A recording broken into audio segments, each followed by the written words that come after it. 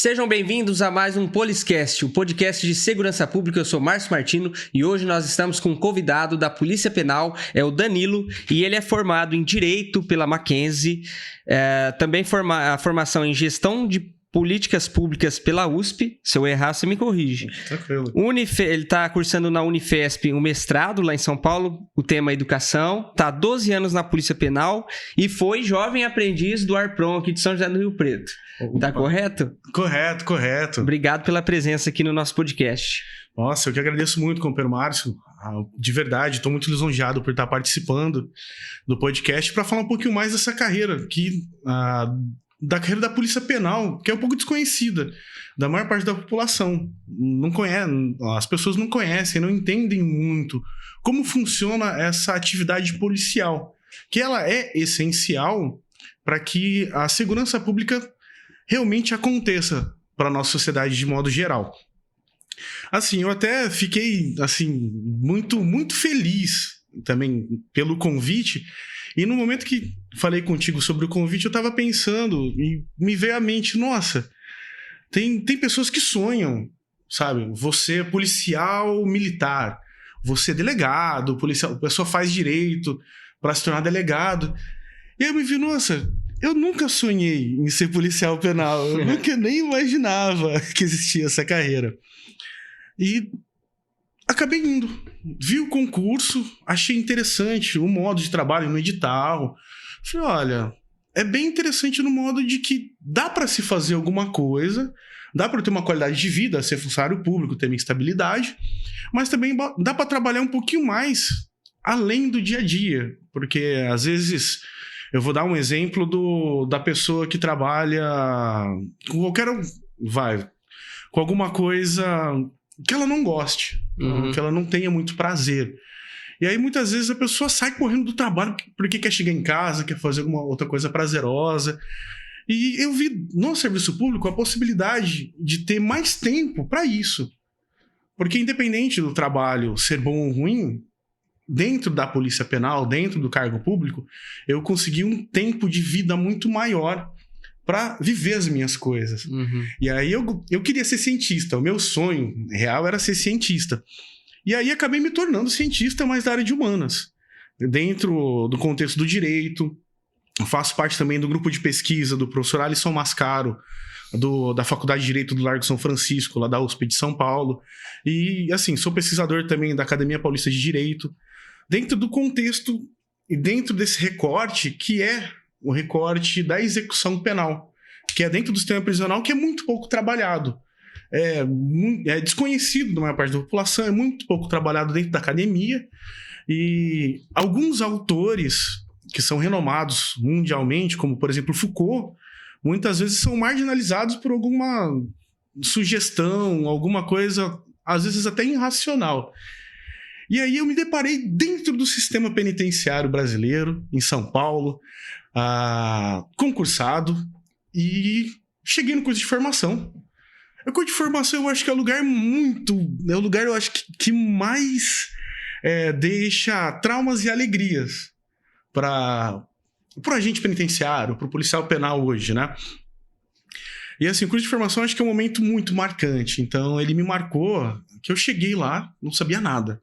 Então, quando assume o cargo público, parte do concurso é o curso de formação. É preciso ser aprovado nesse curso de formação. E essa apreensão, esse medo de, e se eu for reprovado, eu vou embora para minha casa de novo. E eu acabei me engajando. Falei, quer saber, eu já tô aqui, já tô dentro desse papel. Então, assumir esse papel, eu vou assumir ele de forma verdadeira e sincera. E aí começou aquela coisa de uma tela em branco, tábula rasa. E aí fui conhecendo o que é a Polícia Penal, o que ela fazia, quais eram as minhas obrigações, meus deveres, os meus direitos. E uma coisa que me deixou muito surpreso é como a gente acaba tendo uma condição de mais humanidade, de perceber como que as pessoas presas encontram um caminho para conseguirem sobreviver dentro das cadeias.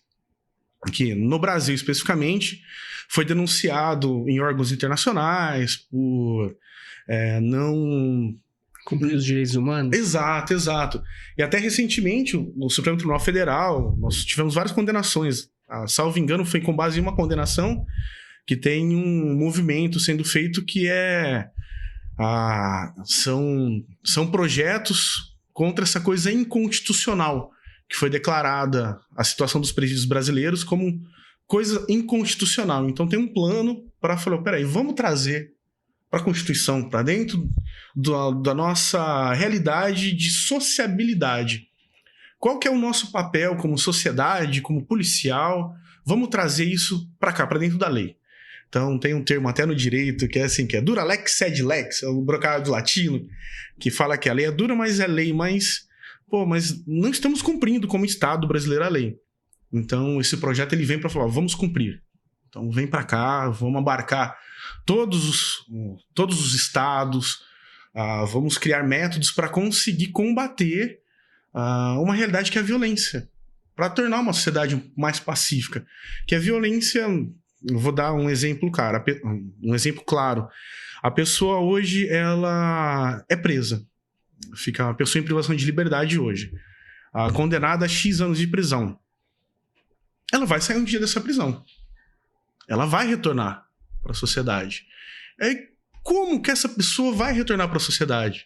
Então a gente enfrenta inúmeras violências que são decorrentes de uma omissão anterior que vai com uma bola de neve, sabe? Vai se aumentando, e no final é o pai de família, é uma família inteira que acaba sofrendo violências por algo que ali atrás era um grãozinho de areia que poderia ter evitado que lá aquela bola de neve destruísse uma família inteira. Mas, assim, dentro do sistema prisional, eu consegui enxergar a mim mesmo, assim, meio estranho falar isso, mas eu consegui ter um olhar mais voltado a mim. E comecei a pensar, no curso de formação mesmo, olha, eu comecei na Arpron, como jovem aprendiz, trabalhei, minha carreira profissional, eu me dediquei a ela em todo esse período, e cheguei lá. E falei, nossa... Essa vida são coisas inusitadas que aparecem, sabe? Essa vida ela é completamente surpreendente. E fui me surpreendendo dentro do próprio curso de formação, de como era o ideal de se fazer. E fui seguindo. Terminei o curso de formação, assumimos, trabalhei na penitenciária feminina de Santana, que era o antigo Carandiru. Aí você lembra das histórias do Carandiru? Uhum. Era o antigo Carandiru. Tem o filme do Carandiru? Tem. Hoje, onde era o antigo Carandiru é uma penitenciária feminina. São voltados só às mulheres lá. E eu conheci alguns espaços que eu achei interessantes, os espaços lá. Tem um espaço voltado à maternidade, tem todo um cuidado muito bom no sistema penitenciário paulista, principalmente ali na penitenciária feminina de Santana. E aí eu fui para outras unidades, fui conhecendo outras, né? E fui me deparando com uma contradição em alguns momentos. Com coisas que eu falava, não acredito, não pode ser assim. Não pode ser. Então, na hora que eu olhei para mim e falei, olha, isso não condiz. O curso de formação falava uma coisa, será que é assim mesmo? E aí me despertou a ideia de falar, olha, eu vou pro direito. Preciso saber o que eu tô fazendo aqui. Além do curso de formação, eu fui pro direito. Aí eu consegui uma bolsa lá no Mackenzie. E aí lá no Mackenzie tive, eu acho que muita alegria, eu acho que eu fico feliz só de lembrar que eu tive contato com o professor, tanto o Alisson Mascaro, que é o que eu tenho contato hoje ainda, mas também com o professor Silvio Almeida, que hoje é ministro dos Direitos Humanos aqui do Brasil. Uhum. E assim, são pessoas que, na hora que eu vi que se tornou ministro, eu fiquei, nossa, que legal, eu fui aluno dele. Assim, eu tava muito próximo. Nossa, são coisas que eu fui vivenciando ao longo desse tempo que me deixam muito feliz de estar vivo. Acho que de estar vivo mesmo, de poder ter essas experiências. E aí tive uma aula magna com o professor Alexandre de Moraes, lá na Faculdade de Direito também, lá no Mackenzie, e achei fantástico, achei muito legal ele. Apesar de que naquele momento história que eu nem imaginava que ia se tornar ministro do Supremo. Então, pô, legal, mais um professor. Mais um professor. E aí chegaram lá, sabe? Aí eu fui gostando desse caminho. Aí terminei a faculdade de Direito, fiz questão de ir para a USP, logo na sequência.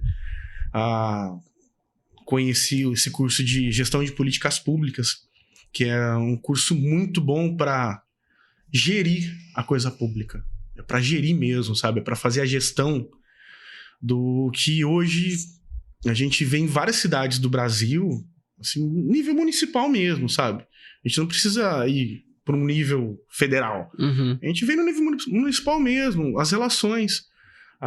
Quem está envolto, quem está dentro desse paradigma político nos municípios, não tem tanta expertise de gerir a coisa pública de uma forma científica, de uma forma administrativa, pensando até os razonetes, que a gente aprendeu até fazer a parte de contabilidade de razonete, de entrada e saída. Achei muito interessante porque, assim, no curso eu fui tendo um olhar sobre os municípios de São Paulo e falta essa condição de essa esperteza, essa expertise, esse conhecimento, essa profissionalização. Principalmente no interior, né? Nossa, eu acho que até na grande São Paulo, juro, na cidade de satélites, é que teve esse movimento dentro da USP, dentro das federais. Então a grande São Paulo, ela tá bem abarcada, ela tá bem municiada, porque ela tá buscando o pessoal da USP. Então, tem professores que estão no município de São Paulo, trabalhando lá, professores da USP mesmo, tem alunos que foram para lá, o terceiro setor, várias ONGs, né, que são a parte do terceiro setor, buscando alunos de lá, da USP, vem para cá trabalhar com a gente. E a minha felicidade foi essa, eu fui chamado nessa condição de, olha, você fez políticas públicas, penitenciária, direito, mestrado, opa, vem para cá. Aí encontraram alguns trabalhos meus, encontraram o meu currículo, chegou meu currículo lá para a diretoria no qual eu estou atuando, lá no Ministério da Justiça, lá em Brasília, e me chamou uma entrevista. Aí eu achei até que era trote, sabe? Me ligaram assim, passaram uma mensagem no WhatsApp, e aí eu achei que era trote. Eu falei, não, isso aqui é brincadeira, não pode ser. E aí... me manda um e-mail. Aí me mandaram e-mail oficial, tudo certinho. Eu falei, nossa, é sério.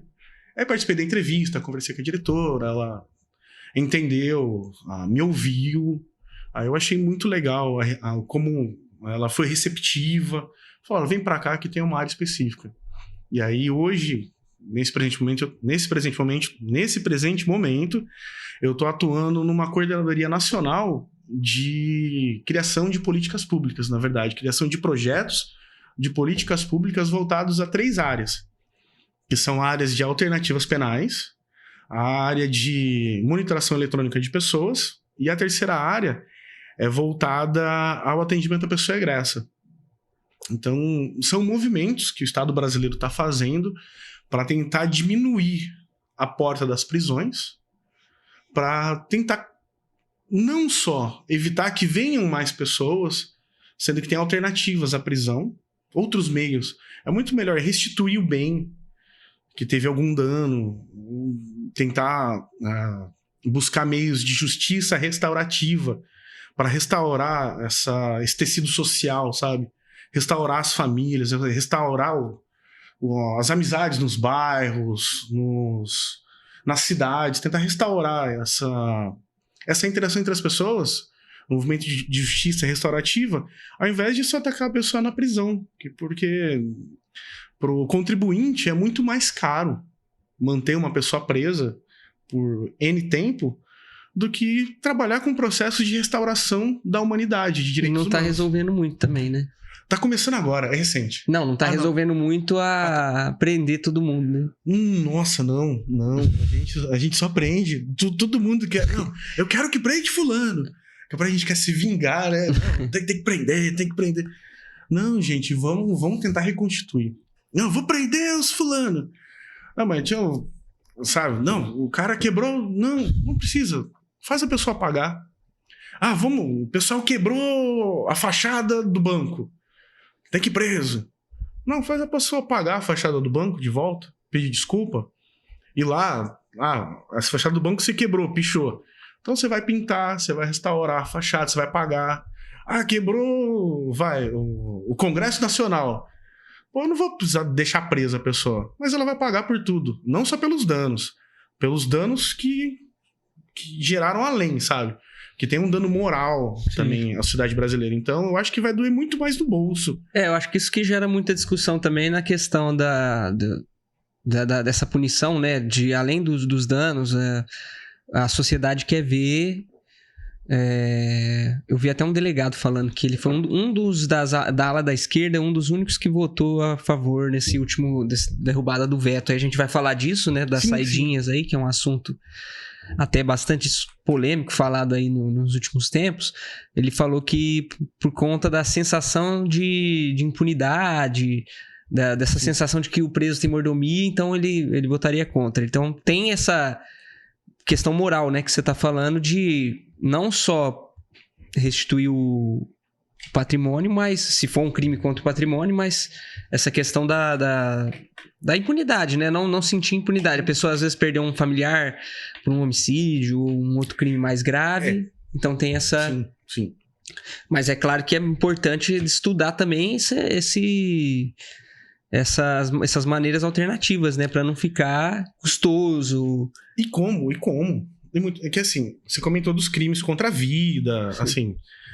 se a gente for ver pelos dados da Política Penitenciária Nacional, os dados do SISDEPEN, a gente mais ou menos, eu vou tacar por cima, tá? Mas a cada 10 pessoas presas, 7 não são crimes contra a vida, contra a dignidade sexual, por exemplo, sabe? Então, a cada 10 pessoas, essas 7 pessoas é por roubo, é por tudo quanto é outra coisa, que não é violência, não é assassinato, não é crime sexual, estupro.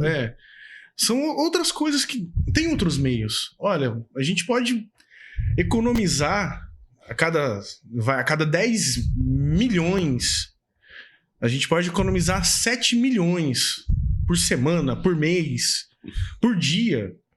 Só pegar uns dados do que a gente gasta com presídios no Brasil, a gente já tem uma economia gigantesca, criando alternativas penais, fazendo com que a pessoa restituísse. E existe essa possibilidade. Tem vários meios. Tem mais inúmeros meios de restituição. Eu dei um exemplo do Congresso Nacional, tudo mais. Mas olha, vamos ver no dia a dia, os casos do dia a dia. A pessoa... Não vou nem falar de crime famélico, vou falar de crime de trânsito. Crime de trânsito. Apesar não vai ficar muito legal o crime de trânsito, mas vou dar uma suposição que é o que acontece. Você bateu o teu veículo no outro. O que você vai fazer para resolver o problema? Você vai pagar. Uhum. Mas você não vai preso.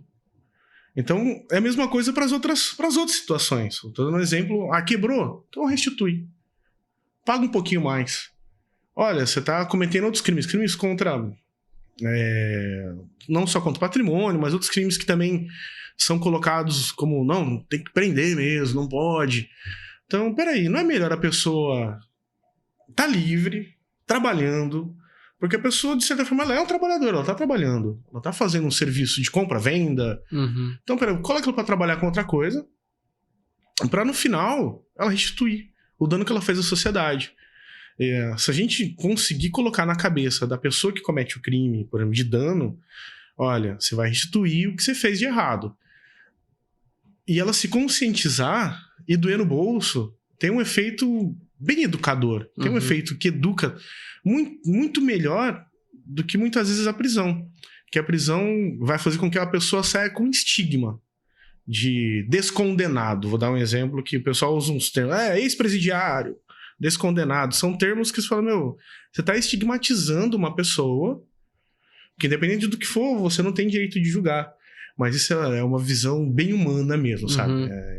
É devolver a humanidade para nossa própria humanidade, para nossa própria sociedade, sabe? É trazer de volta um contexto de ser um ser humano, de viver uma humanidade compartilhada. Então, eu não vou manter os estigmas do ex-presidiário, de alguém que foi preso, ficou 10 anos preso, aí saiu, mas eu não vou contratar porque é ex-presidiário. Não vou. E a pessoa fica ao relento, abandonada. Então isso é um problema seríssimo que o nosso... E aí ela vai ser obrigada a voltar a cometer crime, né? Porque, assim, em termos... Sim. Porque se ela não tem oportunidade de emprego, ela sai revoltada, já passou uns maus bocados, aí ela volta pra sociedade, ela vai fazer o que de novo? Olha... Não tá se pensando numa recuperação, tá se pensando numa... Né? Porque a gente pensa como se for, olha, prendeu, nunca mais ele vai sair de lá. Parece que tem um subconsciente, parece que é isso. Mas ela vai ficar 2, 3 anos, 4 anos, vai voltar. Vai voltar como que ela vai voltar? Com que qualificação? Como, no senso comum, falam que as cadeias são as universidades do crime, né? Já ouviu essa frase? Sim. Aí, qual vai ser a qualificação que ela vai retornar? Ela vai voltar qualificada como uma pessoa fora da lei, pra não falar outro termo, ou ela vai vir com uma pessoa realmente que retornou? O filho pródigo que retornou, sabe? Usando a parte bíblica. Há festas nos céus quando o pecador se arrepende. Ou quando o pai fala por outro filho, olha, vamos festejar, porque aquele que estava perdido se encontrou, retornou. Sabe, eu acho fantástico que toda a nossa lei brasileira, ela é quase que os preceitos bíblicos, cristãos mesmo, de Jesus. Ela fala, eu preciso construir uma sociedade mais pacífica e justa, tá no preâmbulo da Constituição. Tá? Eu acho que no primeiro artigo da Lei de Execução Penal, algo parecido, sabe? Que é para reintegração social, é trazer de volta o preso. Ela é o primeiro artigo da Lei de Execução Penal. Que é o que eu aprendi no curso de formação isso. E eu ficava incomodado com algumas coisas, com o modo de agir. Eu fui pro direito por causa disso. Foi o que me fez ir pro direito, juro por Deus. Foi o primeiro artigo, foi o artigo 1º da Lei de Execução Penal que me fez estudar direito. Olha que coisa doida. Você acha que na academia, você falou de academia, né? Você falou até da folha em branca do John Locke, né? Que ele fala que isso é uma folha em branco, né? Sim. Mas, enfim, a academia tá faltando pessoas que trabalham na área, porque às vezes a gente vê muitos estudiosos na universidade, até sobre segurança pública, mas acho que faltam estudiosos das polícias mesmo, né? Ou não? Tô errado. Olha, tá certo. Tá certo. É que a gente consegue fazer uma conciliação mesmo, uma intersecção entre os dois. A academia e... quem vivencia na prática. Exato, na prática. Então, tem muitas pessoas que estão... Existem muitos mestres e doutores que estão na academia hoje produzindo conteúdo, produto científico, que ele tá com o pé no barro. Ele vai lá, tá com o pé no barro, vai na cadeia. E é uma coisa que, assim, são poucos. São poucos. E aí eu me coloco nesse patamar como pesquisador, hoje, lá do Largo São Francisco, da Faculdade de Direito USP. Mas eu penso comigo o seguinte: todo policial, todos que estão na carreira de segurança pública, ele é também um pesquisador empírico, porque ele está produzindo conhecimento. Aí, mas você não produz dentro da metodologia, você não faz o estado da arte. Tá, tudo bem. A gente tem uma metodologia para produção acadêmica, para ter conferência entre os pares, científica dentro da área de humanas, tá certo. Mas a produção de conhecimento pode ser feita também por todos aqueles que estão trabalhando no sistema da segurança pública brasileira. Eu vou dar um exemplo da Maria Carolina de Jesus, que era uma mulher negra, favelada de São Paulo, ficava ali perto da região do Tietê, na várzea do Tietê, e ela produziu um livro. Ela foi reconhecida mundialmente há algumas décadas atrás, e ela escreveu um livro chamado Quarto de Despejo. E esse livro, assim, é da simplicidade que se comunica com as pessoas, assim como o policial também se comunica com as pessoas. E ele vai produzir conhecimento como a Maria Carolina de Jesus também produziu um livro. Assim, todo policial, toda a área da segurança pública, ele tem esse potencial, as suas histórias reais, para poder contribuir a produção do conhecimento e fazer com que esse ciclo de virtudes, né, de transmissão de conhecimento possa ser aprimorado. Aí, como assim? Eu vou dar um exemplo do dia a dia. Algumas situações no dia a dia existe a necessidade de alguma intervenção. Por exemplo, dentro da unidade, a pessoa em privação de liberdade, ela não tá atendendo, não tá obedecendo uma ordem, tá gritando o tempo todo. Assim, mas por que ela tá gritando o tempo todo? Como ela tá fazendo? Tem como resolver? Então, algumas perguntas, que são as mesmas perguntas que são feitas na academia. Eu tenho uma tese. Então, por quê? Por onde? Qual espaço? Então, as mesmas coisas acontecem no dia a dia. E isso dá para produzir muita coisa. E, fechando sobre a relação dos policiais, eu tenho uma visão muito, muito subjetiva, muito minha, que todo policial é também um sociólogo.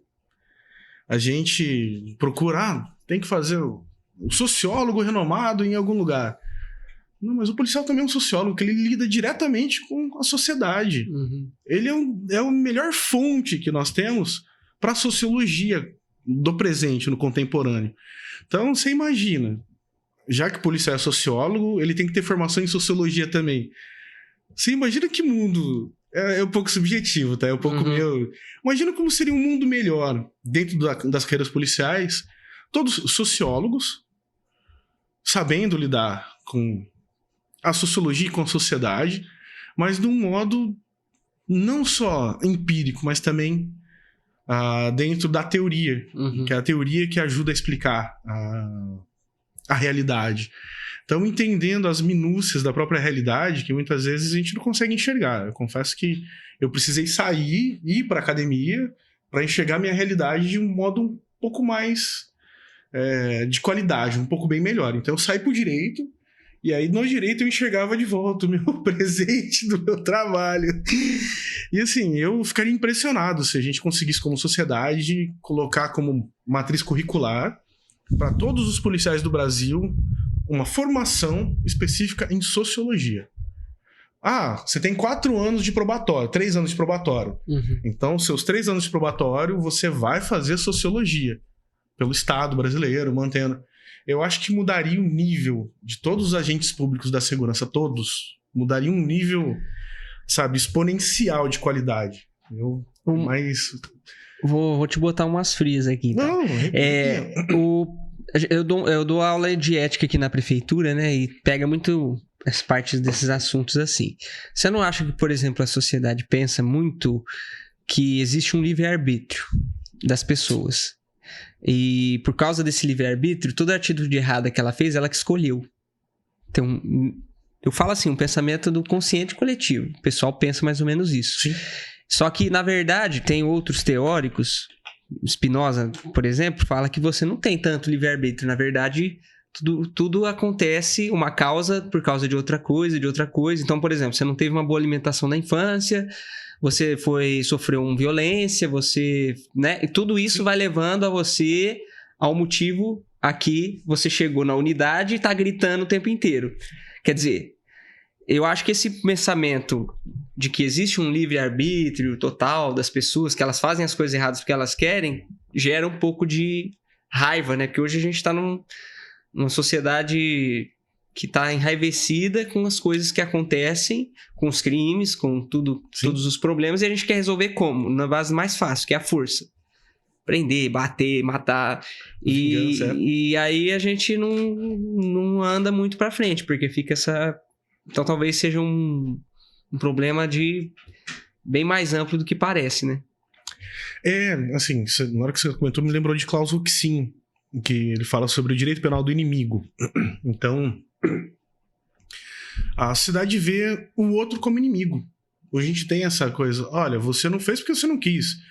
Tem um comercial, não sei se você vai recordar, o pessoal que está nos ouvindo vai recordar, que tem um bom tempo, que era assim, se você hoje se tornou, sei lá, astronauta.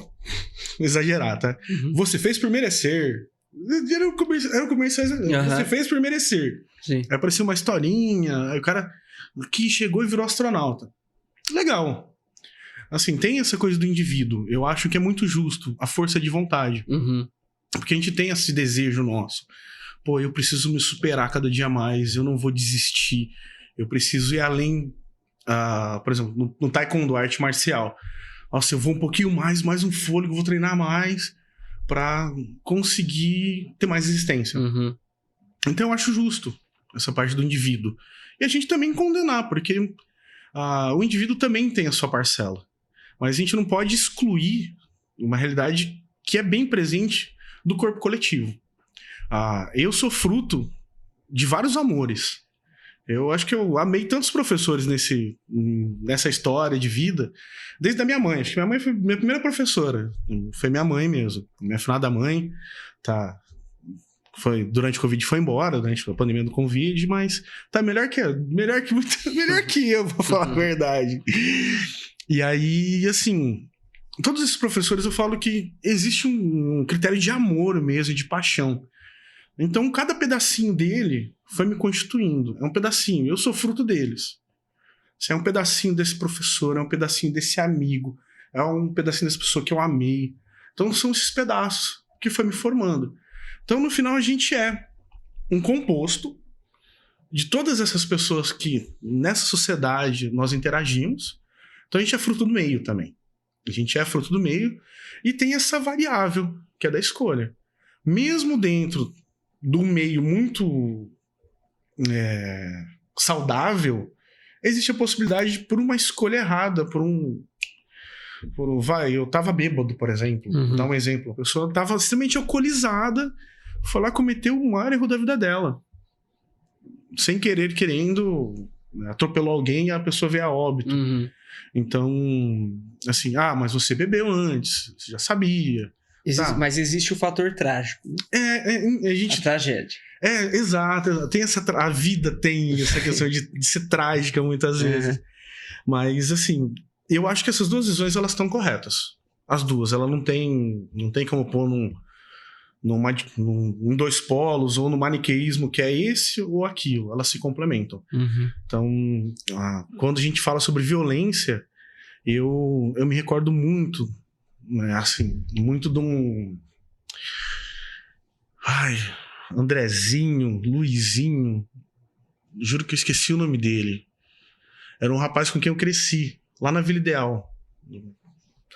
Cresci em frente de uma pracinha maravilhosa, jogava bola, brincava, com tanta gente legal que a gente corria, pulava, subia na árvore.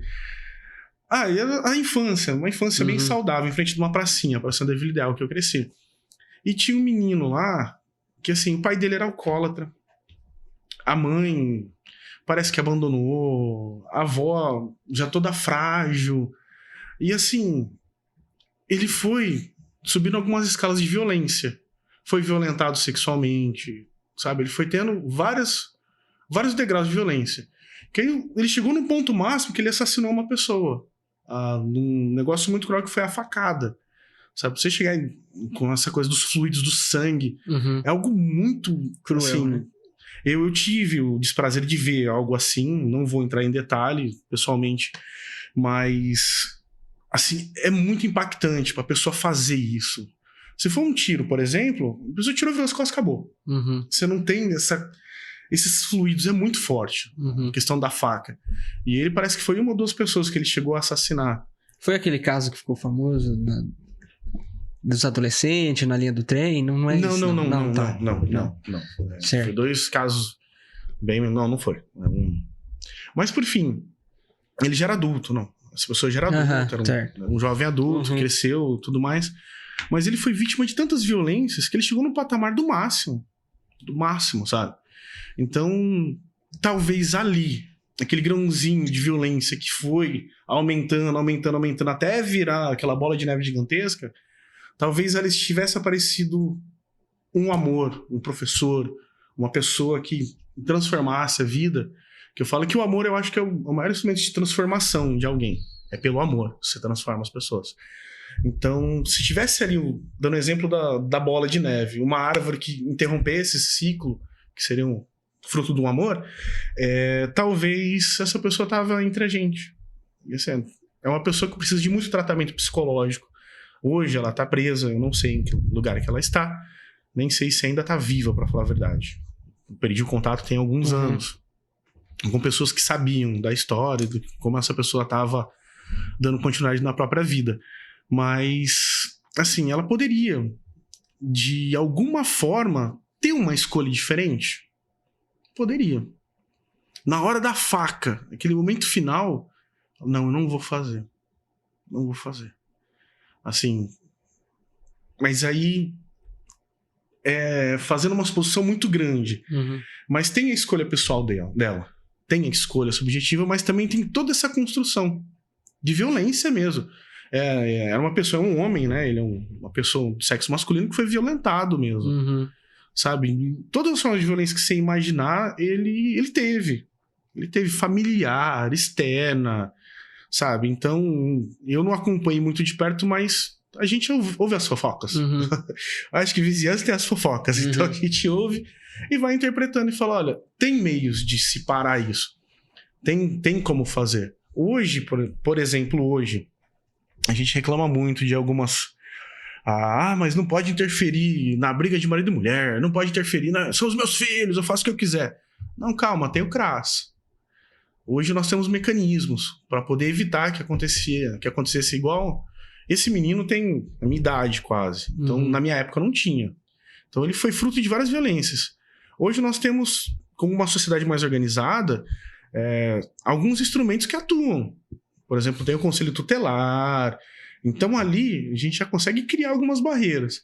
Então eu quero acreditar muito que essa pessoa, um novo idêntico a ela não vai surgir, porque nós como sociedade criamos barreiras, criamos mecanismos e barreiras.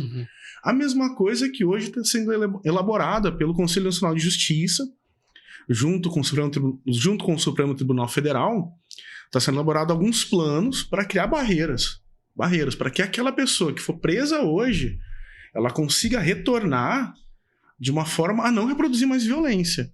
Então eu tenho uma fé muito forte que em questão de mais uma década, um pouquinho mais, a gente vai ter uma produção mais qualificada de pessoas, que mesmo que cometa algum tipo de erro, a gente vai ter um resgate. Então, tudo que está sendo feito, como o exemplo do CRAS, eu acredito que o nosso sistema penitenciário, tanto paulista quanto carioca, esqueci agora, do Espírito Santo, tem um nome específico, agora foi. Capixaba. O capixaba, eles vão ter uma possibilidade de construir essas barreiras. Não como toda atividade humana não tem perfeição, não como se fosse o santo grau de perfeição, mas são possibilidades. Então isso me deixa muito esperançoso. Pessoal, eu vou pedir para que você que está assistindo o podcast que se inscreva no canal e curte. Aperta o botãozinho do joinha aí pra gente poder divulgar melhor esse conteúdo, beleza? E hoje eu também queria presentear o nosso convidado aqui com um boné da Poliscast. Fica de presente pra você levar lá pra família. Pra Brasília, né? Passear com ele lá. Vou tirar uma foto na mesa lá em Brasília, vou deixar na mesa. Show de bola. E vou aproveitar e vou no congresso com ele, só pra... Eu tenho que ir no congresso segunda-feira, tem uma visita lá pra um deputado. Aí eu vou com ele. Legal. Vou com ele e vou tirar foto junto com o deputado pra você ver. Show de bola. Só pra prestigiar. Ô, Danilo, então teve também essa nova legislação, né? Que foi da saidinha. Pelo que eu acompanhei, mudou, né? Algumas regras que foram sancionadas pelo presidente, que seria o caso de acabar com a saidinha para quem cometia crimes hediondos, crimes que envolviam violência ou grave ameaça, né? E aí também teve o monitoramento, através da saidinha, monitoramento eletrônico, né? Acho que é pelas tornozeleiras. Sim, é isso. Algumas coisas, né? O toxicológico para quem vai sair e tal, fazer. E aí teve uma parte que foi vetada, que seria o caso de pessoas que não cometeram esse tipo de crime com grave ameaça, violência ou os hediondos. Então, essas pessoas teriam o direito da saidinha e foi a Câmara, né, o Congresso derrubou o veto e não vão poder mais ter essa saidinha. Queria que você falasse desse assunto, porque também é um assunto que precisa ser mais debatido, né? Apesar que já foi feita a escolha, já foi aprovado, mas um lado da sociedade é muito a favor, né, da questão da quebra da saidinha por essa questão de sensação de impunidade, mordomia do preso, e só que existe uma outra parcela pessoas que estão estudando talvez o assunto ou que são a favor de que isso não acontecesse, porque tem toda a questão da mulher que o filho não vai poder ver a mãe nesse período, tem as questões desse enrijecimento demais, né? E tudo isso é no regime semiaberto, né? Que a pessoa já está podendo, às vezes, sair para trabalhar, para cursar. Então, eu queria que você falasse disso. Sim. Olha, toda mudança legislativa, ela tem, assim, um período para ver se surge algum resultado. Uhum. Porque ela é basicamente uma projeção de ideias para que no futuro possa se combater alguma coisa. Então, olha, a gente tem um projeto de lei para as escolas. Eu vou entrar também no assunto, vou puxar um assunto de escolas militarizadas. Uhum. Eu acho legal, acho interessante. Por quê? Ao longo do tempo, o que a gente vai produzir? Como serão esses alunos que virão? O que é isso? O que é essa escola militarizada? Então, todo projeto ele tem um caminho. Todo projeto de lei em si, ele tem um caminho que ele precisa percorrer e ser revisto. Realmente trouxe resultado ou não? Uhum. E aí eu vou voltar sobre essa relação da saidinha. Eu para te falar a verdade, quem é beneficiário dessa saidinha são pessoas em privação de liberdade, no regime semiaberto. Para elas, era um benefício a mais. Mas se ela estiver trabalhando, por exemplo, ela já sai o dia todo. Eu mesmo, lá no Butantã, em frente ao Mackenzie também, tem várias empresas em frente ao Mackenzie, restaurantes e tudo mais, e eles utilizam de mão de obra de mulheres do regime semiaberto. Uhum. Essas mulheres, então, elas ficavam o dia todo trabalhando e voltavam lá para o Butantã, que era o lugar onde elas ficavam, né? Então, assim, a pessoa já sai. A pessoa no regime semiaberto que tá... a pessoa presa bem comportada, tá dentro dos critérios, e foi empregada, ela tá retomando a sociedade de modo gradativo, ela tá devagarzinho voltando. Ela já tá trabalhando. Se ela for fazer alguma coisa, ela tá do seu lado, ela tá no teu restaurante ali. Você tá comendo e ela tá ali te servindo muitas vezes. Ou ali, pelo menos o que eu vi lá no Mackenzie, lá no restaurante, as meninas ficavam mais na cozinha ali, cuidando, sabe? Então, mas ela de certa forma tá te servindo. Então ela já tá ali, retornando. Então isso é um medo irracional, foi um momento, aquele momento ali, a gente ainda tá nesse momento, fazendo uma análise desses últimos anos, pensando sobre esse negócio de vingança ainda. Eu quero trazer a pandemia. A pandemia, ela foi terrível para toda a sociedade brasileira, todo mundo. Ela causou muitas dores, sabe, muitas feridas. E elas não cicatrizaram por completo. Elas ainda estão se fechando. Então tem muita gente sentindo muita dor ainda. Então, medo e dor. Então, a pandemia, ela teve a força de criar um medo generalizado. E esse medo, ele normalmente, quando não é trabalhado, ele se transforma em ódio. Esse ódio, ele leva a desumanizar o outro. Então, eu desumanizo o fulano que não pensa igual a mim. E automaticamente eu me desumanizo também. Aí, quando eu desumanizo o outro, olha, o pessoal preso, por exemplo. Agora chegar a pessoa presa.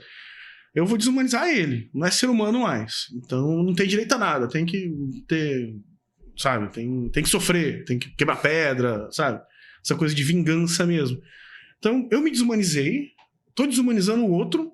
E no final, esse outro, ele vai voltar para a sociedade. Então, mesmo eu tirando a saidinha, ou não deixando trabalhar mais, não deixando fazer mais nada, vai ficar preso ali numa solitária, sofrendo, porque você é um criminoso. Uhum. Mesmo com isso, essa pessoa vai sair um dia. Ela vai sair um dia. E como que ela vai sair? Esse é o nosso maior problema. Que é o que foi utilizado o discurso, olha, a pessoa do semiaberto, final de ano, fica cometendo assalto, fica fazendo N coisas por causa da saidinha. Mas a gente vai conseguir ver se realmente é isso nos próximos finais de ano. Qual que é o índice de violência que vai ter? Número de roubos, assaltos? Como que vai ser isso? Será que foi por causa da saidinha mesmo? Que diminuiu? Ou não? Então a gente vai ter um resultado, a gente consegue... mensurar. Isso, mensurar. A gente vai conseguir realmente quantificar isso esse final de ano.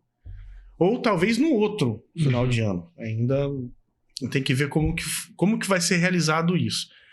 Então, na verdade, eu não vejo como útil. É mais uma lei para inglês ver. A gente é acostumado, como povo brasileiro, a fazer leis que ninguém cumpre. Então, mesmo essa não tem efeito prático. Não tem. Eu não vejo ter efeito prático. Não vejo que essa alteração trouxe algum benefício e nem malefício. Então, fica na mesma. É mais do mesmo. Então, vou fazer o quê? Não tenho o que fazer. Eu ainda acredito muito, assim, agora eu vou falar na parte de crença, que eu preciso me humanizar. Esse outro que vê a pessoa presa como um ser abjeto, um ser degradado, eu preciso me humanizar primeiro para poder humanizar o outro.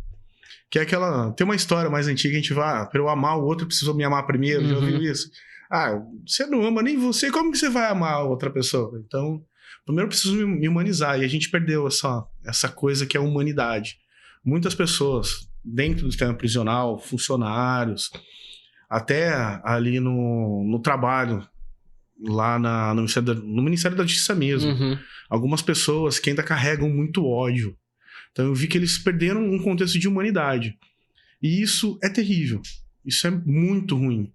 Porque hoje eu sou amigo, mas amanhã eu posso ser odiado e eu vou ser desumanizado. Então, assim, é a sociedade se implodindo. Aí tem uma frase que eu vi esses dias, tem um tempo, que era assim, era um senhorzinho que foi entrevistado até, de que tem muita gente no planeta, esse excesso de gente que tá aqui no planeta. Aí me lembrou da teoria malthusiana, sabe, da linha de produção, não vai acompanhar a quantidade de pessoas, então vai ter fome. E aí a gente superou pela mecanização, pelas técnicas de produção agrícolas, né? E assim, esse pensamento malthusiano de, olha, precisa diminuir o número de pessoas, ele vai numa linha também que é uma linha de autodestruição. Tem muita gente no planeta. É o Thanos do X-Men. É quase do isso. Do X-Men não, do Vingador. É isso. Lindo. Gostei, boa. É a visão de Thanos. E aí você vê todos os heróis da Marvel, que traz como paradigma de verdade, de honestidade e heróico, lutando contra o Thanos. E a sociedade brasileira, ela quer ser o Thanos. É isso que eu fiquei impressionado. É isso, nossa, adorei essa referência. Nossa, muito, muito massa.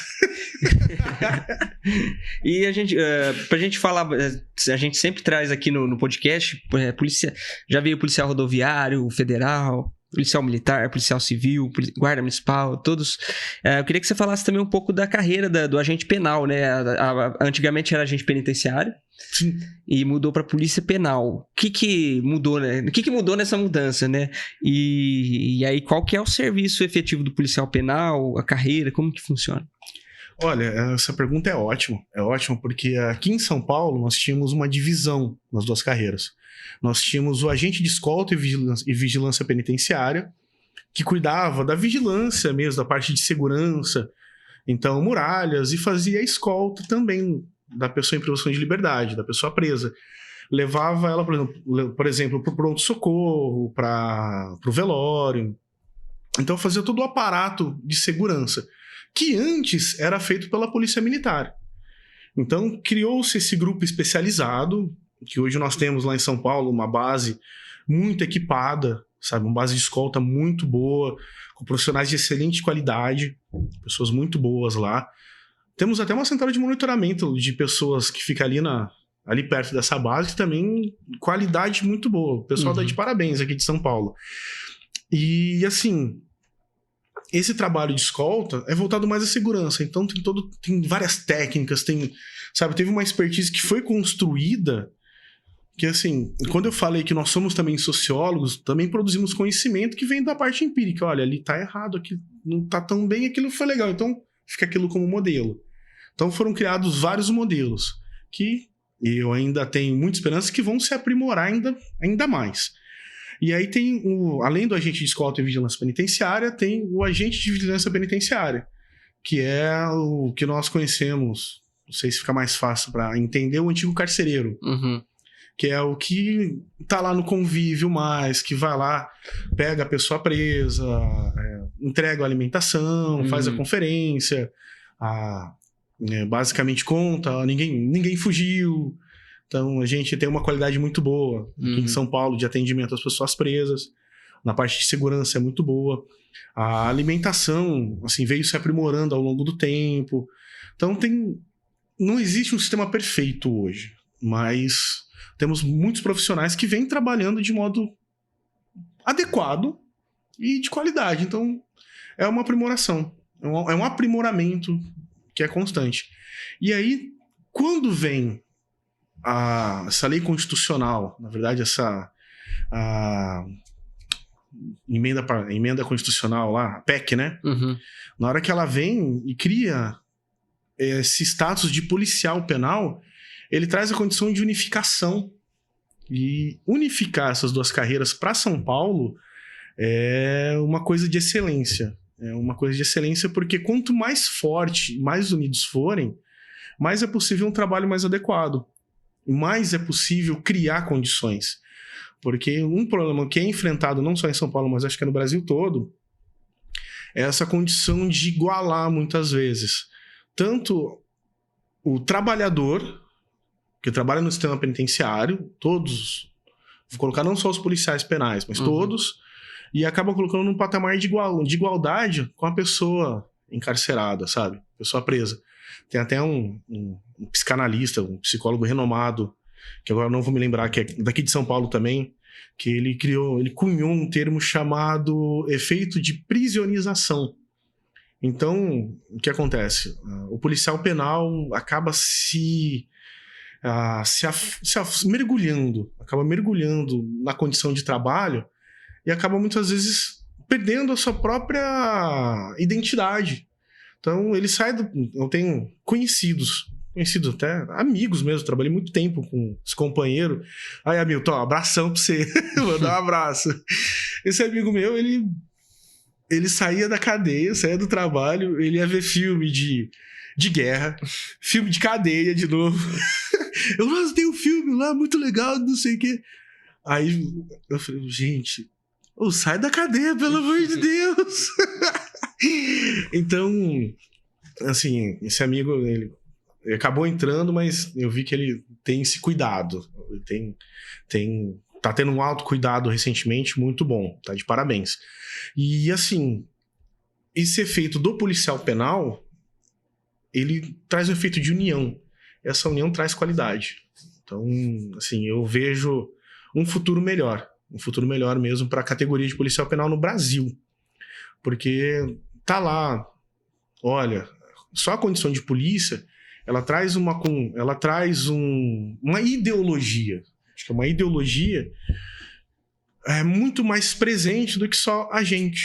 Sabe que tem pesquisa que fala que o nome do seu cargo ele influencia, né? Na questão do...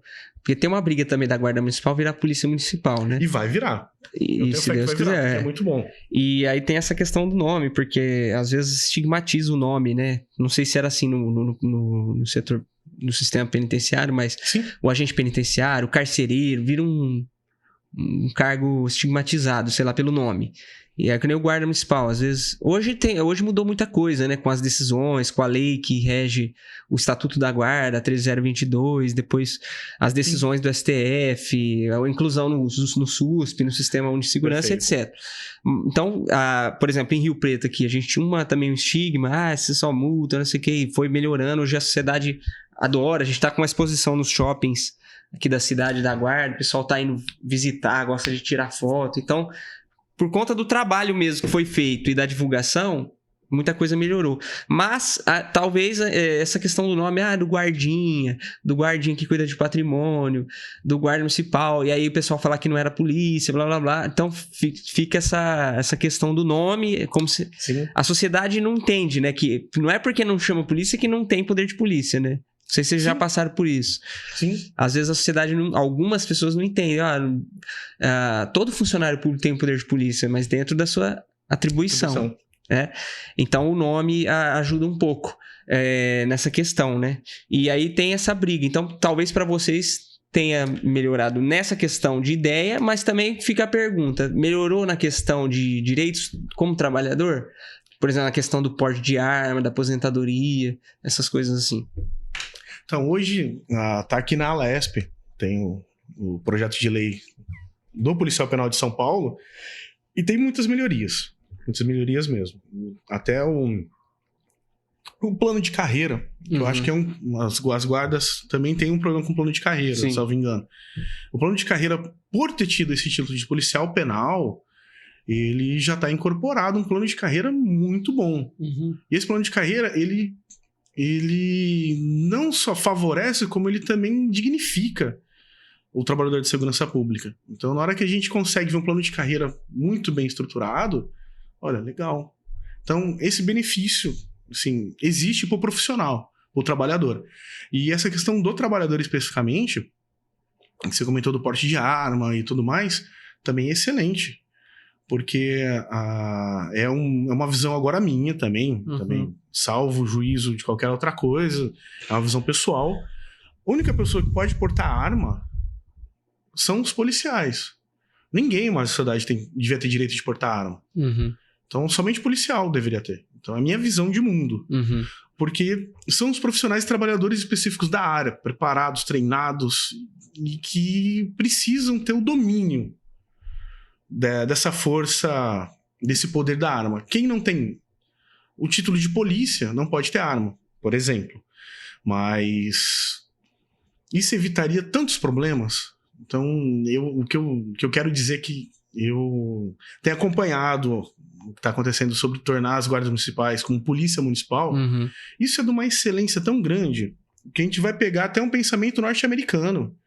A gente tem os policiais do condato lá, tem eleição para delegado da região, sabe? A gente tem uma participação social e democrática muito maior. Então, o contexto de policial municipal, eu acho que é de um avanço gigantesco. É de um avanço que assim, vai pular uns 30 anos de atraso, 30, 40 anos de atraso que a gente está na segurança pública brasileira. Então, que assim, hoje, vou dar um exemplo eu chego aqui e cometo um erro gigantesco profissional. Vou ali, a gente chama de cagada. O cara fez uma cagada fenomenal. Jegueira. Uma jegueira. Tá. Eu vou responder um PAD, processo administrativo, tal. Quem vai me demitir vai ser o governador. E para chegar no governador, precisa ter muita comoção social, nossa, olha, assim, é um negócio bem mais difícil. A gente viu recentemente delegados que eram para ter sido demitidos e não foram. Mas, tudo bem, é um momento histórico que a gente está vivendo. Tá tudo certo. A vida que segue. Você imagina no município, a gente vai ter o prefeito, os vereadores, a sociedade local, podendo monitorar e cuidar da própria segurança. Isso torna uma realidade tão potencializadora da participação da população na segurança, que hoje a população, eu não vou fazer nada, porque eu vou chamar a polícia militar. Mas ninguém vem. Então não adianta, eu não vou nem chamar mais. Eu vou chamar os irmãos aqui. Essa é uma realidade que a gente vive em Rio Preto. Você vai em várias regiões aqui, não chama mais a polícia militar, chama os irmãos para resolver o problema. Quem são os irmãos? Eu vou deixar uma interrogação, a gente já sabe quem que é, não vou falar porque não vale a pena. Mas você imagina o município, policial municipal, presente mesmo. Olha, pô, aqui cresceu comigo o policial. O policial militar cresceu comigo aqui. Ele tá lá em Sertãozinho, sabe? Perde um pouco das conexões. Aí você imagina o policial mesmo, municipal, aqui junto, cresceu comigo. Vamos lá, vamos conversar. Ô, me ajuda aqui. Como que tem que fazer? Sabe? Você se torna um policial mais comunitário. Sim. Muito mais comunitário do que um policial que essa coisa de praticar a vingança, a violência, que infelizmente o senso comum também nos rotula como como polícia para quem precisa, polícia para quem precisa de polícia, né? Aquelas músicas. Coloca a gente como numa posição também não tão legal, igualando muitas vezes o nosso trabalho, o nosso profissionalismo com qualquer outra coisa que não seja legal, voltada ao crime. Então, tem alguns sambas, a brincadeira de polícia e ladrão, sabe? Então, eu vejo a polícia municipal como sabe, o fim de um retrocesso que a gente tem, o fim de um atraso, aliás, o fim de um atraso gigantesco. E eu tenho fé que vai sair. Eu tenho fé mesmo, tô bem esperançoso, porque assim, a gente consegue constituir algo melhor para a cidade. Não só de Rio Preto, para qualquer cidade. Porque você vai precisar de verba, de repasse. De onde vai vir esse repasse? ICMS? O Estado vai ter que repassar? O município vai se manter sozinho? Então, na hora que for discutir essa lei, possivelmente, e é o ideal, é que venha as verbas de vários fundos aí, fundo a fundo, os fundos de repasse que vai da União para os estados, dos estados para o município. Assim como é feito também, apesar que eu acho que tem algumas coisas que tem repasses que são diretos, que é na assistência de saúde, sabe? A gente, por exemplo, em Rio Preto, vou abrir um leque, tá? Abrir uns parênteses. Em Rio Preto, nesse ano de 2023, foi preciso contratar 15 mais médicos, porque a gente não tinha médico para atender Rio Preto, então é verba direto do governo federal que veio para São José do Rio Preto. Talvez você conheça algum dos mais médicos, não sei se tem. Não. Mas eu não conheci que tem, mas eu vi. No cadastro geral questão... tem 15 mais médicos que vieram para cá porque não tinha médico para atender no município. E aí você imagina um repasse. Eu vou falar sobre repasse. A ideia: o Estado repassa para o município para manter uma guarda muito maior.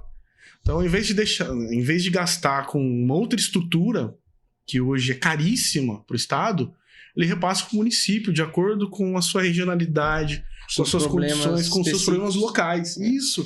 E eu falo que, para finalizar esse assunto, que a gente tem bastante ainda coisa para falar, mas a polícia, a questão municipal, eu falo pela Guarda de Rio Preto. Com muita pouca verba investida, não teve quase nada. Hoje a melhor verba do município é para segurança pública. 2 milhões. Você imagina, com uma frota de 40 veículos, 50 veículos, 200 agentes, tudo, tá fazendo um trabalho que está sendo reconhecido pela população, não é só eu que falo. Então faz um trabalho Sim. cada vez mais efetivo, né? E com muito pouco.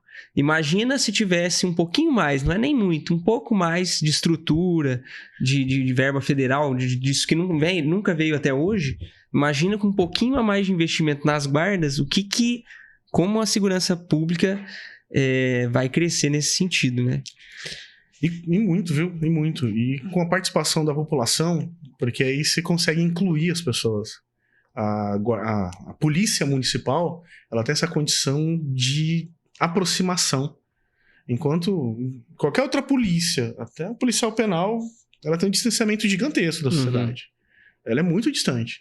A guarda municipal, ela tá, assim, eu vejo que é o futuro. Contato direto. Acho que é o futuro, que você me fala de questão de rebelião, né? A gente via antigamente muito, parece que diminuiu, não sei se é uma impressão que eu vejo pela imprensa só, né? E se cogitou de que por causa do fim da saidinha poderia ser que aumentasse algumas revoltas. Como é que tá essa questão no sistema penal, né? Assim, o sindicato nosso, o sindicato paulista, ele fez alguns comentários sobre essa realidade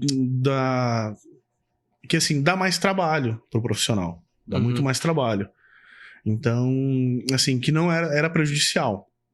O sindicato falou que era prejudicial pro próprio sistema, que era possível acontecer, mas, assim, as rebeliões de antigamente, a gente tinha, dentro da lógica das pessoas aprisionadas, você tinha algo muito pulverizado. Então, tinha um poder local aqui, outro poder lá, e teve, nos últimos 30 anos, um pouquinho mais até, algumas mudanças.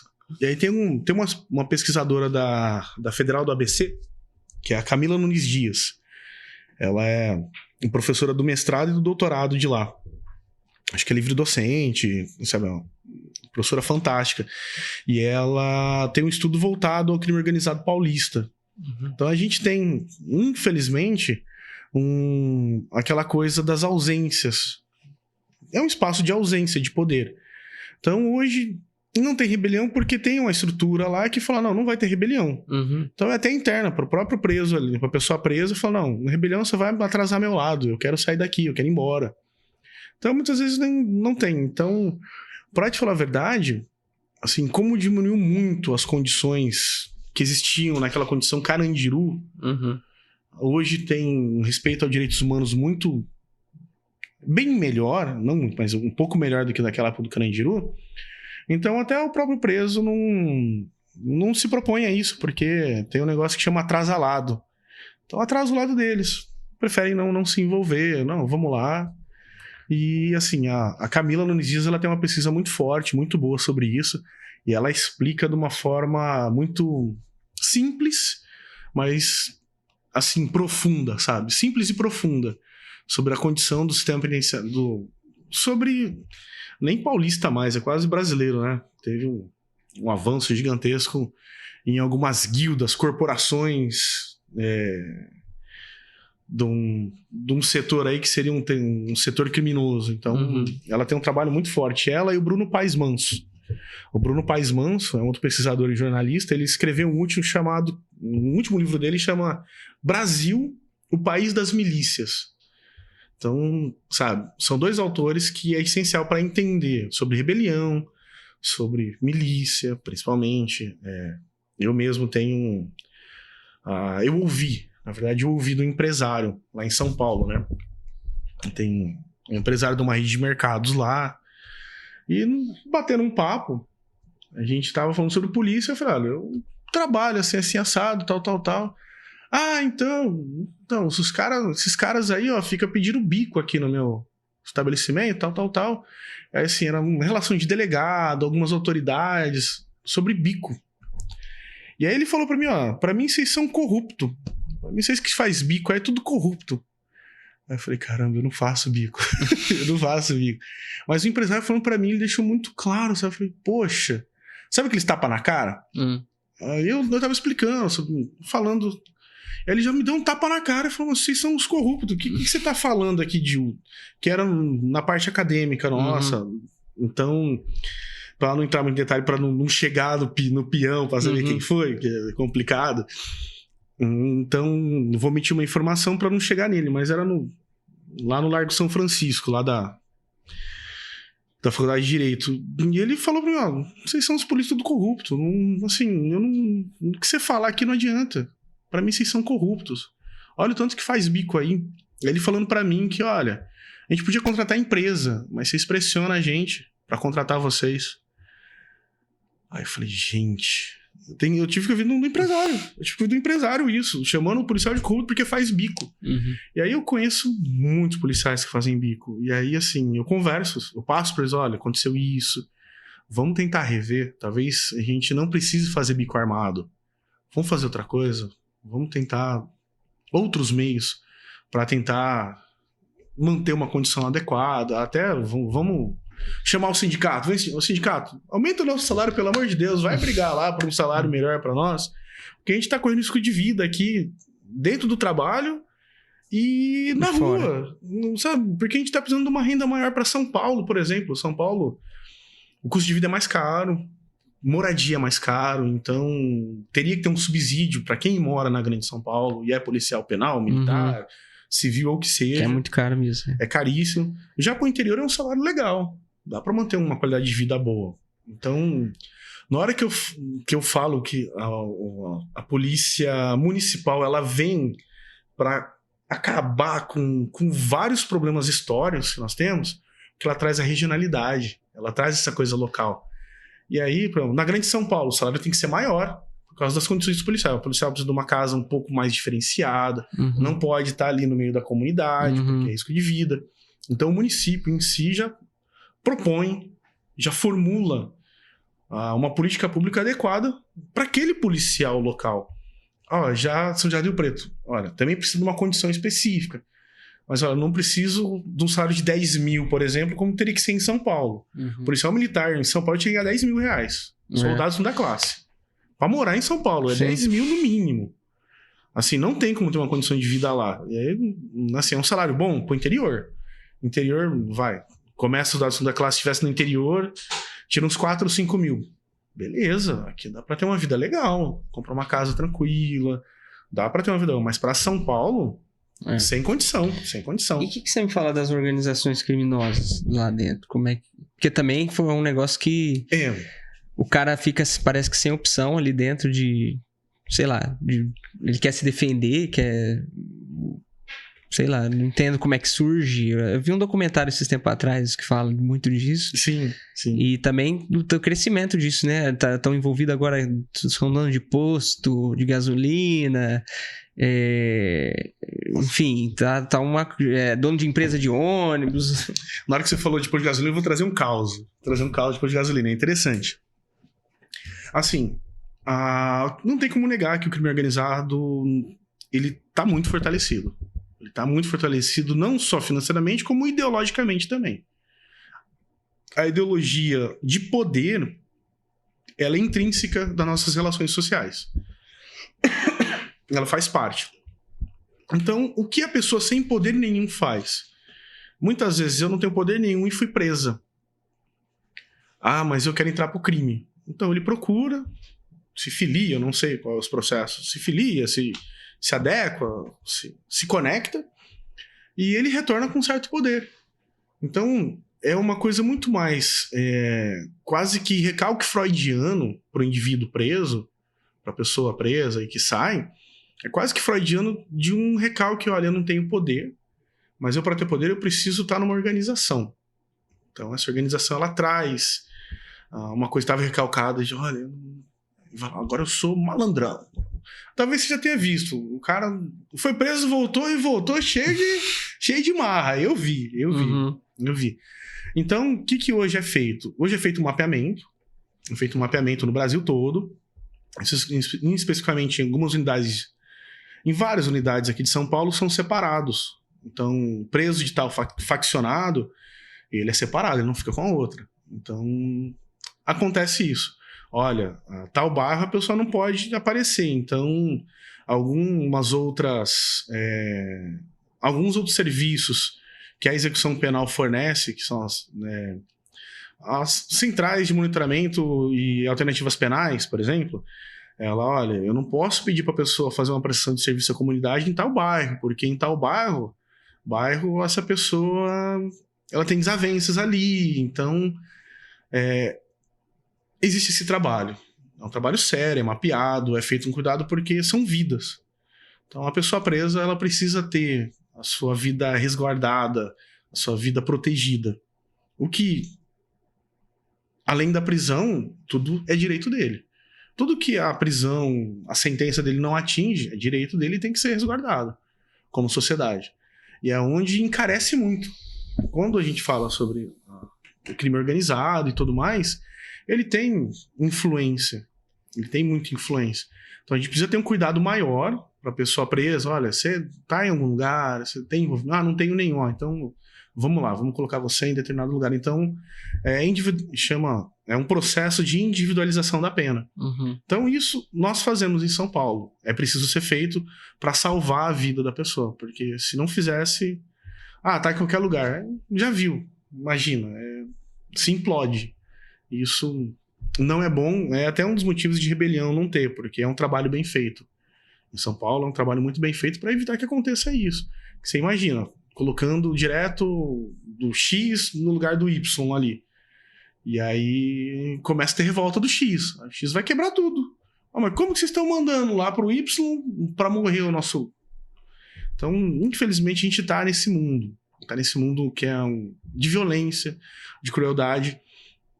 Então, cada trabalho, cada pessoa, que as alternativas penais, que o monitoramento eletrônico, que um trabalho com egresso mesmo, sabe? Para qualificar a saída dele, cada pessoa que a gente tira desse meio, ele é o maior combate ao crime organizado que existe. Assim, eu vejo todos esses programas para fechar as portas das cadeias e para promover dignidade à pessoa, dignidade e direitos humanos, ele tira uma mão de obra do crime. Então, pode desmonetizar tudo, pode descapitalizar tudo. Se você não desconstitui essa mão de obra, eu vou trazer uma relação de exploração do trabalhador. Você tem 100 trabalhadores na sua fábrica, mas minha fábrica, por algum motivo, eu perdi todo o meu dinheiro, mas eu tenho os trabalhadores ainda, trabalhando para mim, criando riqueza. Uhum. Então, eu vou me capitalizar de novo, cedo ou mais tarde. Cedo ou mais tarde eu vou ficar rico de novo. Eu vou continuar ganhando dinheiro desses trabalhadores.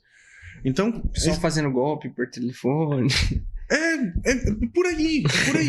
São trabalhadores também, são trabalhadores do crime. Então, cada um que a gente consegue restituir para a sociedade é uma pessoa a menos, é um trabalhador a menos para o crime. Então, eu ainda acredito no ideal do colibri. O ideal do colibri, que a gente imagina toda a floresta. Mas o colibri, dando um exemplo, ele vai lá, pega a aguinha do lago, vai lá e tenta apagar o fogo.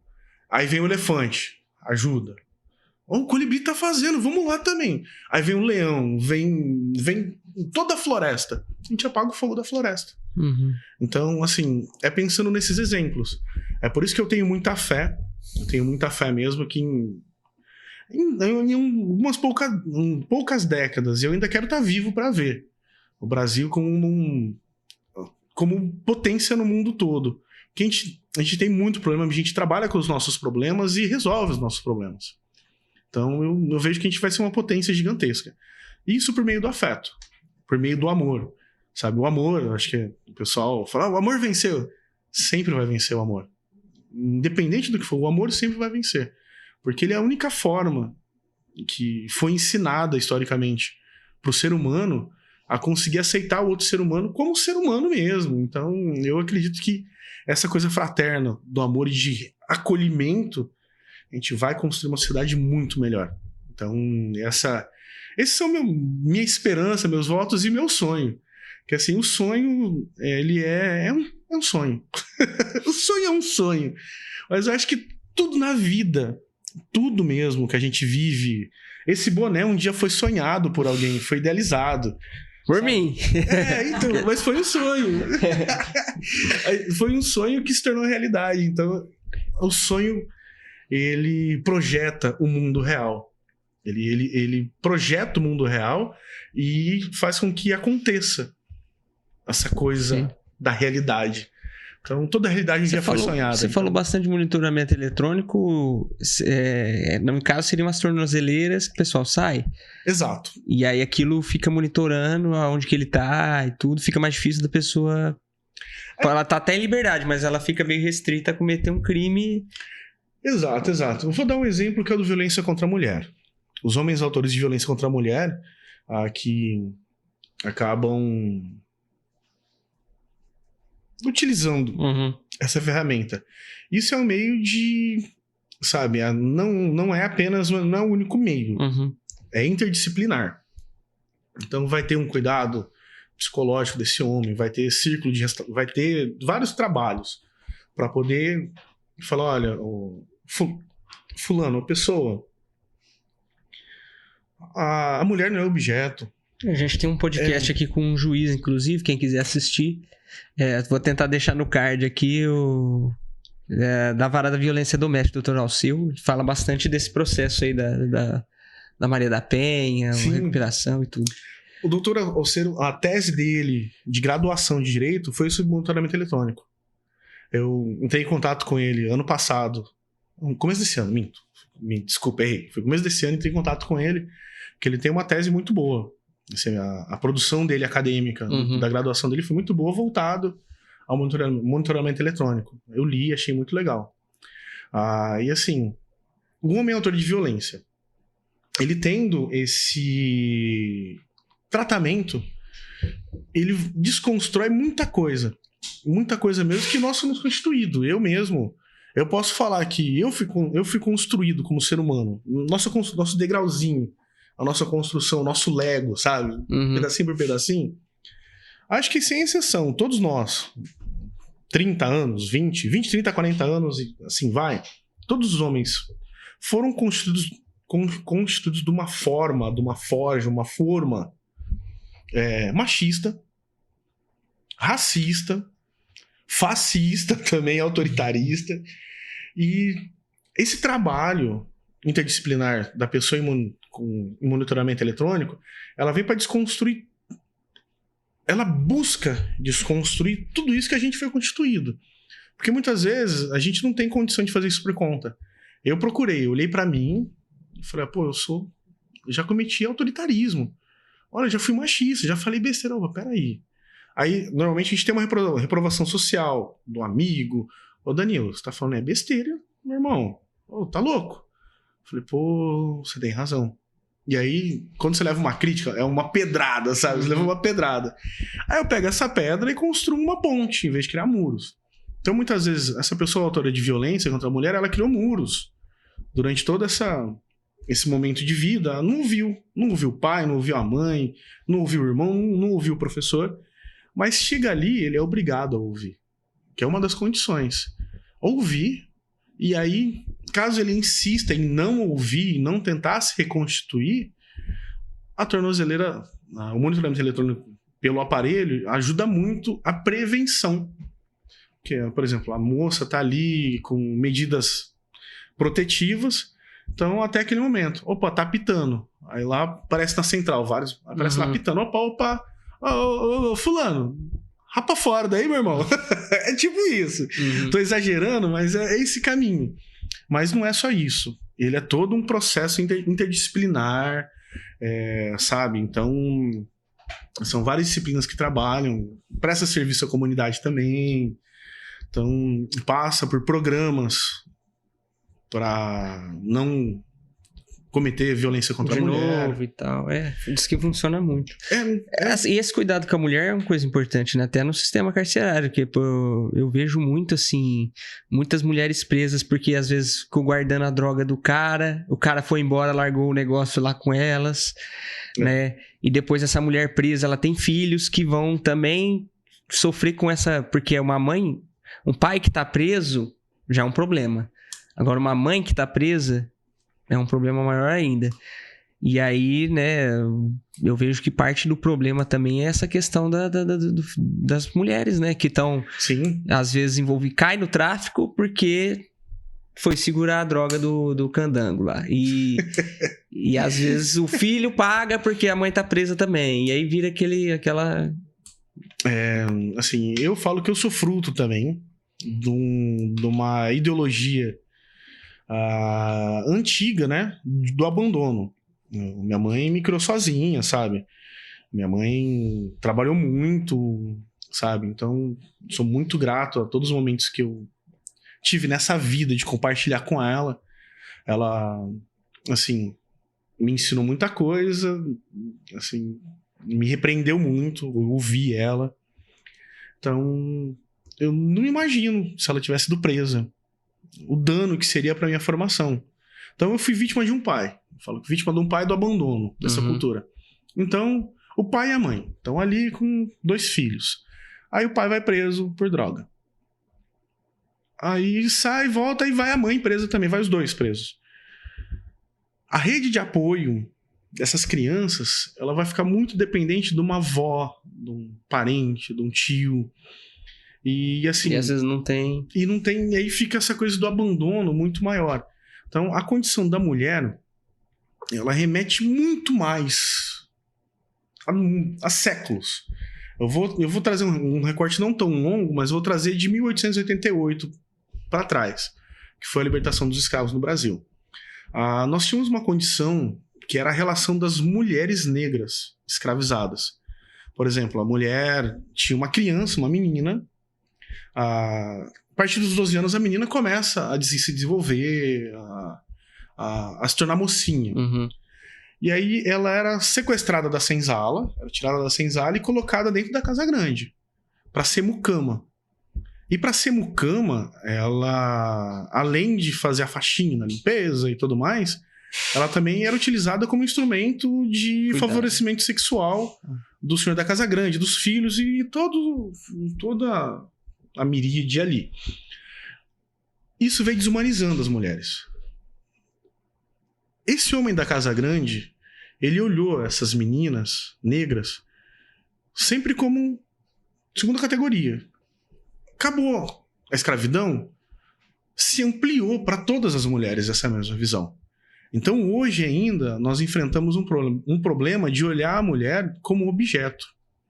Eu cansei de ver, desde filmes, músicas, objetificando a mulher. Não, você é um objeto apenas, você não é mais nada além disso. E aí, isso remete ao quê? O cara que pega a menininha, faz 2 filhos na menininha e vira um traficantão.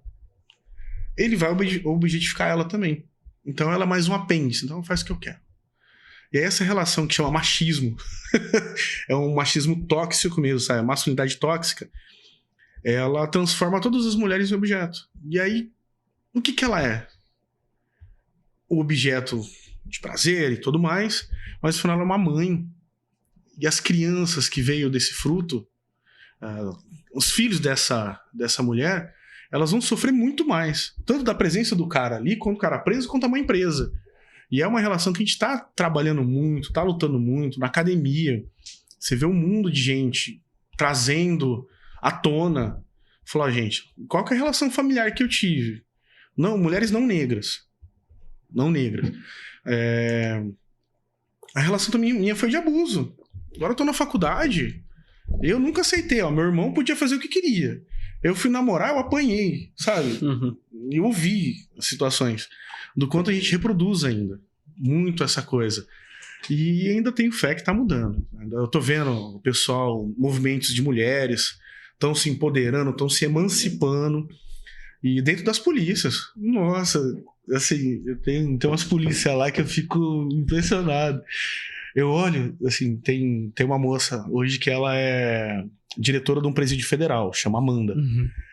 Eu olhei ela trabalhando assim, eu fiquei espantado, falei, nossa, que profissional de altíssimo nível. Aí pôr um monte de gente no chinelo, eu assim, que legal, assim, vontade de bater palma, sabe? Eu olhando ela, eu falei, nossa senhora, é isso, sabe? São essas mulheres que dão, dentro da nossa carreira policial, que se mostram, nossa, excelentes, né? Excelente, sabe? É isso, excelente. Palavra excelente. Na guarda serviu. aqui tem bastante. Nossa, imagina. Tem até uma amiga minha que estudou comigo no Vitor. Lá no Vitor Brito Barros, sabe? Uhum, eu estudei lá também. Ah, então é povo do Vitão. Como colega, ó. Povo do Nem Vitão. sabia. Tem uma amiga, eu não me recordo o nome dela. Camila, uma moça bem alta, cabelão preto, sabe? Ela bem... Camila, será que é a da Maria da Penha? Nossa. Camila Fialho. Não me recordo o nome dela. Mas É que teve uma Camila que saiu também da guarda. E ela foi pro Ministério Público. Não sei qual que é. Talvez seja uma dessas duas. Pode ser. O cabelo preto, mas assim, muito 10. Ela desde a escola sempre... Nossa, menina muito 10. Muito 10 mesmo. Não tem... Excelente. E aí chegou já tudo empoderada. Falei, seguinte, meu... Aqui não tem voz não. Aqui nós somos iguais, mas ao mesmo tempo diferentes. Nós temos nossa subjetividade, nosso caminho. Características, tá? Exato, mas também somos iguais no conceito de equidade mesmo. Não vai ficar pra trás, não. Vem aqui. Eu me recordo de uma amiga do Taekwondo, né? Também. Eu treino no Taekwondo desde os 14 anos. Aí eu peguei faixa preta, fui pro segundo Dan. Aí tinha uma amiga chamada Manuela. Emanuela ou Manu? Era Manu, a gente chamava, mas... Por fim, hoje ela é médica, aqui em Rio Preto e tudo mais. Eu treinando com ela, aí tá, eu falei, vou pegar leve, né? Aí ela viu que eu tava pegando leve, ela foi me deu um chute no meio do peito e eu perdi o ar. Segura essa, negão! Eu lembro até hoje, ela fez... Aí eu fui sério, falei, então tá tudo bem. Porque ela falou, mano, você tá me zoando? Ela achou que eu tava tirando o sarro dela, mas não. Aí eu falei, não vou mais devagar. Aí depois Que assim, é um contexto de arte marcial, todo mundo vai aprender, vamos lá arrepiar. Mas isso foi muito... Segura essa! Nossa, eu fiquei sem ar, sai no boca do estômago. Eu não aguentei. Aí voltei, olha, isso... Deus da Manu, da Camila. Assim, nossa, tem tantas mulheres que dentro do sistema prisional também que são de excelência, sabe? Então, eu também vejo que é um outro movimento que a sociedade brasileira tá projetando pra gente se emancipar mesmo, pra ser o melhor país do mundo. Aqui vai ser o melhor país do mundo. Eu vou estar vivo pra ver ainda isso. Se Deus quiser. Isso daí eu tenho... Danilo, você quer deixar um recado final? Nós estamos chegando ao final do nosso podcast. Pô, coisa boa. Ao mesmo tempo O bate-papo foi tem bom. tanta coisa pra falar. Verdade. Que a gente podia passar horrores numa roda, pôr uma fogueira, Verdade. como faziam nas antigas aldeias. Sim. Assim, passando já, indo para os momentos finais, eu também num movimento de esperança, sabe? Tem um movimento de esperança que hoje a gente está passando por vários movimentos climáticos, vários problemas climáticos no mundo e no Brasil, né? A gente viu um problema no Sul, eventos de extremos, né? Climáticos extremos. E, assim, tem um grande escritor que ele é da aldeia Krenak, que é o Ailton Krenak. Ele, no Congresso Nacional, se pintou de preto, sabe? Ele é um... Sabe, eu gosto muito de ler ele. Ele dá muita esperança. E ele comenta que a nossa evolução, a nossa cosmovisão como sociedade, ela tá se ampliando de uma forma boa. A gente tá conseguindo entender o outro. Apesar de alguns outros movimentos contrários, mas para toda ação tem uma reação. Então tem alguns movimentos contrários. Mas o Ailton Krenak, ele fala muito sobre o nosso planeta Terra, que é um organismo, sabe? É um organismo coletivo. Todos os organismos aqui, ele é um ser pulsante, ele é uma vida, ele é um ser vivente. E muitas vezes a gente não consegue enxergar o planeta Terra como um ser vivo. Esse ser vivo muitas vezes olha pra gente de volta e fala, olha, você precisa tomar uma correção no seu rumo. Então, nessas últimas décadas, o planeta Terra vem acontecendo, ele utiliza os seus organismos, ele utiliza seus movimentos crosta-terrestres, águas, ventos, calor. Ele utiliza todos os mecanismos para mostrar para a sociedade, para mostrar para a humanidade que, olha, vocês são finitos, vocês são frágeis. Então, acho que um recado final é que assim, a nossa fragilidade como policial, ela precisa estar todo dia presente no nosso trabalho. Entender que somos frágeis, não somos super-homens, não somos peito de aço, e somos pais, somos mães, irmãos, e a qualidade do nosso trabalho, mesmo com todos os intempéries, ainda é muito boa. E quando todos os policiais no Brasil se enxergarem como trabalhadores, como seres humanos, como finitos, assim como a humanidade tem que se perceber como finita, a gente tem mais um passo de evolução dentro das nossas carreiras. E é esse recado para todos os companheiros das carreiras policiais. Ele é muito necessário nos percebermos como trabalhadores.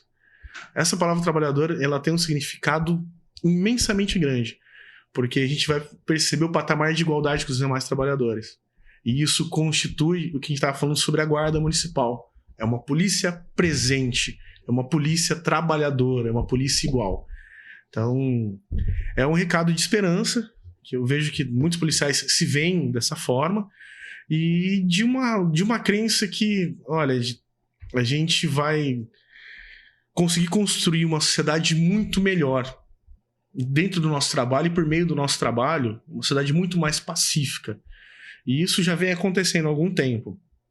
Tanto com o índice de diminuição de menores infratores, caiu para mais da metade no Brasil inteiro, por muitos programas sociais, por um trabalho também da polícia de mais excelência, de mais qualidade, do CRAS. Então, é toda uma rede. Então, essa rede nossa fortalecida, ela nos fortalece muito mais. E quero agradecer a oportunidade de estar aqui no podcast Polis, porque, assim, até o pensamento de polis, né, do mundo grego, Sim. ela vem também nesse contexto de segurança. Sim. E não existe polis sem segurança. Porque quando veio os estrangeiros invadir o mundo grego lá, a segurança foi finita. Então, só existe polis se tiver polícia. Então, é isso, Ricardo. Os dois não estão ligados, Sim. né? Política, polícia. Exato. Esse é o intuito aqui do nosso bate-papo, trazer bons profissionais da área de segurança principalmente, mas também já trouxemos conselheiro tutelar, juiz, pessoas do direito, e debater realmente essa polis, essa cidade, né? Essa polícia, você contextualizou bem. Essa é a ideia do podcast. Queria agradecer a sua presença, agradecer o DLG Media, esse estúdio bacana, que também tem um podcast exclusivo da DLG. Esse estúdio está à disposição para quem quiser alugar, fazer o seu próprio podcast.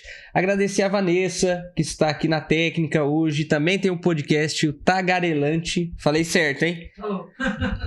Quem quiser acompanhar, adicionar o canal dela. Muito obrigado pelo empenho, né? E é isso, até a próxima, até o próximo episódio. Não esquece de comentar e compartilhar.